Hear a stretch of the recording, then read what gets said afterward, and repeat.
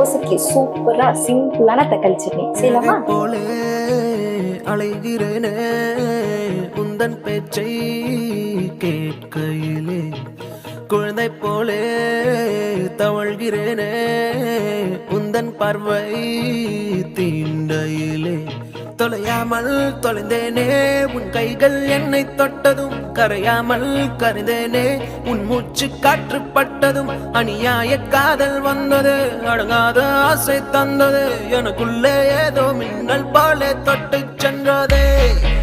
கண்ணோரம் காதல் வந்தால் கண்ணீரும் தித்திப்பாகும், வேறொன்றும் தேவையில்லை, நீ மட்டும் போதும் போதும் என்னோடு